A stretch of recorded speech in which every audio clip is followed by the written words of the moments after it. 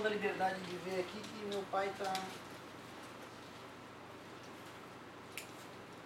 Meu pai tá pela bola 8, na verdade, bola 7, ele já caiu. Tá malha. E às vezes eu posso receber uma noticiazinha acachapante a qualquer momento.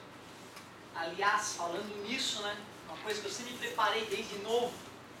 Me preparei para perder as pessoas que eu amo. É uma coisa muito, muito delicada, né? Então não se esqueçam de todo santo dia olhar no olho daqueles que tu ama e falar o quanto tu ama eles. Todo santo dia. Isso é muito importante. Eu vou chorar. Não, é que eu ouvi um negócio aqui do lado. Questão 6, então, da página 9, fala o seguinte. Uma barra horizontal de massa desprezível possui uma de suas extremidades articuladas em uma parede vertical. A outra extremidade está presa à parede por um fio que faz um ângulo de 45 graus horizontal e possui um corpo de 55 newtons pendurado. Qual o módulo da força normal à parede, em newtons, que a articulação exerce sobre a barra? Legal, então tem uma parede, nessa parede tem uma articulação, ou seja, essa barra que está aqui, galera, ó, ela pode tanto se mover para cima ou para baixo, ela não pode nem cair, nem subir, nem penetrar na parede, nem sair da parede, já que tem um pino ali. Mas como é um pino articulado, girar pode. Tem um fio, e na ponta dessa haste articulada tem um corpo que ele me garantiu que tem peso de 55 newtons. Disse que esse ângulo aqui era 45 graus. Qual o módulo da força normal que a parede exerce sobre a barra? Ou seja, aqui, né, se eu fosse fazer um diagrama na barra, vai ter uma força de tração segurando ela aqui para cima, vai ter um peso atuando ali para baixo, concorda comigo? Mas aqui nesse ponto vai ter que ter uma força que não permita a barra penetrar na parede. Posso chamar de Fx. Vai ter também uma força atuando para cima ali, o Fy. Mas como ele pediu a força normal, normal vocês devem o que é, né? Perpendicular, certo? Então o que ele está querendo é a Fx. E aí, galerinha, me ajudem. Vai fazer cosseno de 45. Pois então, olha só, como é articulado ali na parede, tu tens que entender o seguinte, ó, essa dobradiça, ela não pode fazer força assim ou assim na porta, porque a porta giraria, né? Certo? Se eu pegasse a dobradiça e tentasse fazer isso, a porta tenderia a ficar parada e ela giraria. Mas ela tem que fazer força assim, né, para cima. Concorda que uma parte do peso da porta está para baixo, essa dobradiça está fazendo força para cima, para a porta não cair, né? As três dobradiças estão fazendo força para cima. Mas elas não estão fazendo força só para cima. Essa dobradiça está fazendo força, puxando a porta contra a parede. Aquela última dobradiça está fazendo força para fora da parede. Essa porta, quando ela tende a cair assim, né? Ou seja, ela puxa a dobradiça de cima para fora e a dobradiça de baixo ela empurra contra a parede. Via de regra, quando a gente vai pendurar alguma coisa na parede, a gente se preocupa, se eu for pendurar alguma coisa assim na parede, né?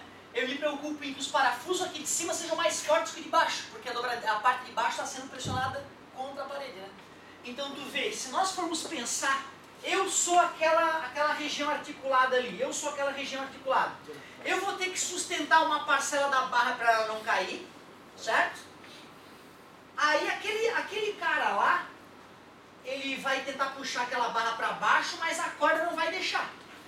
O fato de a corda fazer a força T1, eu posso decompor em T1x e T1y. Se não houver uma força para combater T1x, a barra penetra na parede. Concorda comigo? Então aquela T1x, estava perguntando a T1y, né? Se não tiver uma força para cima para ajudar o T1y a combater o peso, ela cai. T1y não pode se tentar sozinho. Vamos fazer as contas para ver? É possível que a força acabe dando zero. Vamos fazer as contas para garantir. Então, ó, para deixar mais claro ainda, vou fazer grandão. Essa é a barra, diagrama de corpo livre nela. Tem o peso, certo? tem uma força atuando aqui, que a gente quer descobrir, que é a tração. Ele desprezou o peso da barra, né? Ele desprezou o peso da barra, certo? Talvez por isso eu não precise daquela força.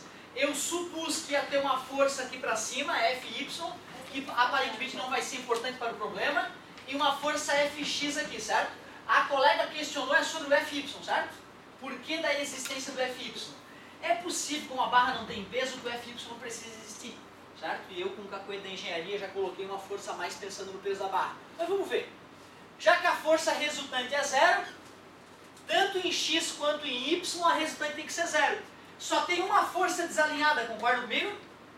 Que é a tração. Então nós vamos decompor a tração em T, Y e Tx. Olhando para o eixo Y, Ty é igual. Aí é que tá, né? Eu vou fazer o seguinte, ó, como tem a Fy também, Ty mais, mas aí é que tá, ó. Não vai ser mais. Tem toda a razão, ó. Isso aqui é um ponto material que a gente está estudando, é isso aqui, né? Eu posso estudar aquele ponto material ali, aquela regiãozinha da ponta da barra onde está atuando as forças, ou posso estudar esse outro ponto ali, né? Se eu fosse estudar o todo, eu teria que ter ensinado para vocês momento antes. Então eu concordo, a gente teria que olhar para aquele ponto ali, não precisaria se preocupar com essa força, tem toda a razão. E o teu Y é igual a quem? Ao peso. Ele falou quanto é que era o peso, não é? 55 newtons. Se já que eu tenho o T1Y, eu posso calcular a tração, né? Se aqui é 45 graus, como é que seria a decomposição? Ty é igual a T vezes cosseno de 45, tanto faz, na verdade, né, nesse caso. Mas como eu estou olhando aqui que está sem ângulo, seno de 45. O Ty é 55, a tração eu quero calcular, e o seno de 45 é raiz de 2 sobre 2. Está dividindo, passa 110 dividido por raiz de 2 é igual a T. Eu teria que multiplicar por raiz de 2 em cima e embaixo, certo?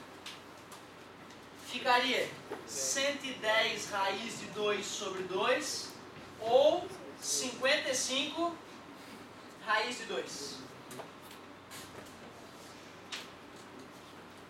Na prática, essa força Fy existe porque não existe barra sem peso, né? Como teria o peso da barra, eu teria que uma parcela desse peso seria sustentada por Ty, né? E a outra parcela por Fy. Como a única força que está atuando exatamente alinhado com a Ty, ela poderá absorver toda essa força, né? Embora na realidade sempre vai existir o Fy. Professor, Pois não. eu devia ignorar o atrito da corda com a barra. Isso, ignorar totalmente os atritos, né? E mesmo assim, tá? Como a corda está amarrada na barra, o atrito aí não faz sentido. O atrito é problema quando há deslizamento, né? Entre uma coisa e outra. Que letrinha que tinha? Ele quer saber qual é a normal que a barra faz. Ah, tá, ele não quer o T. Então vamos lá, quem é o Tx? É igual a T vezes cosseno de 45 graus. Tx é igual a 55 raiz de 2 vezes raiz de 2 sobre 2. Isso, né, vai eliminar, vai dar 2 dividido por 2, vai dar 1. Tx é igual a 55. Por que nós poderíamos ir direto daqui para cá? Porque se o Ty é igual a 55, Tx tem que ser 55 por quê? Só porque é um ângulo de 45 graus.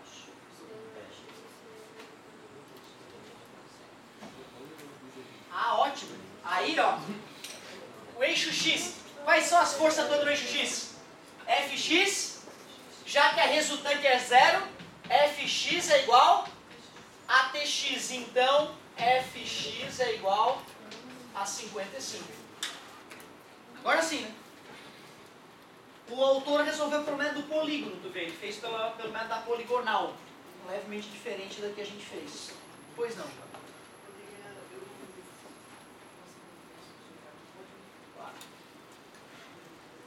Beleza.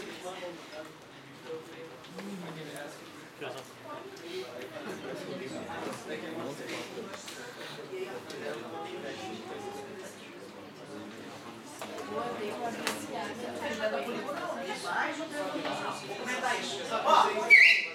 Ó, galerinha, olha só. O colega, ele não usou o método exatamente como a gente mostrou, mas foi mais ou menos isso. Como é como o autor resolveu, eu vou mostrar para vocês qual seria a outra técnica então. Então, olha só. O autor, ele fingiu que essa barra era um corpo ponto alto, vê, né? Isso é que é o problema. Eu comecei o problema resolvendo como se fosse um corpo extenso, que é o que vai ocorrer já futuramente. Ou seja, o fato de ele ter colocado uma barra que não tem peso, que é uma coisa virtualmente que não existe, certo? Então tu vê, né? Às vezes para aprender a resolver, a gente resolve um problema que nem existe. Esse problema que nós acabamos de resolver, ele não existe na vida prática. Ele só existe no mundo das ideias, a não ser que me apresente uma barra que não tenha peso. Beleza? Na realidade, nos próximos exercícios terá o peso da barra. Só que isso só daqui a um mês e pouquinho, quando a gente começar a trabalhar com estática de corpo extenso. Então olha só que interessante, já que esta barra não tem peso, teria uma solução bem legal para isso. Vou fingir que isso aqui é um corpo só. E que todas as forças então estão se anulando aqui. Quais forças nós temos? Atração atuando para lá. Eu tenho peso atuando para baixo, bundinha, a cabecinha. E tem uma normal, já que o autor falou, né? Eu tenho que ter uma normal para anular as forças. Ali está a força normal, atuando normalmente a parede. É o que eu quero, a normal. Beleza? Isso aqui é 45 graus, isso aqui é nitidamente 90 graus, isso ali é nitidamente 45 graus. Como eu sei que o peso é 55 e quero a normal, a tangente de 45 nesse triângulo retângulo é o cateto oposto sobre o cateto adjacente. Como a tangente de 45 é 1, está dividindo, passando, multiplicando, normal igual a 55. Muito melhor, né? Concorda? Um único resultado. Por que não me agrada muito? Porque isso não existe na prática. Na prática, nós vamos sempre usar, na 99% dos casos, o método da decomposição, que exigiu mais esforço realmente, com certeza. Mas parabéns, garoto, detonou ali. Ele fez o próprio, né, usou a própria geometria do desenho da apostila para imaginar isso. Ele colocou a tração dele aqui, colocou a normal aqui, colocou o peso aqui, usou esse triângulo aqui já para matar a charada. Muito bom. Era isso a tarefinha? Sou obrigado, né? Ó, página 10, é uma tarefa bonita. E 11 de uma vez, aí fechou. Página 10 e 11. E como nós temos? Quantos minutos? 5, 3. Pode pelo menos ler, né? Alguma coisa aí.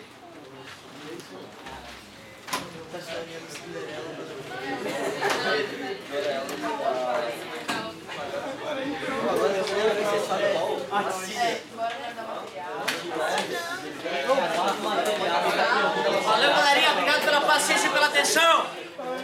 Se quiser chamar, à tua disposição.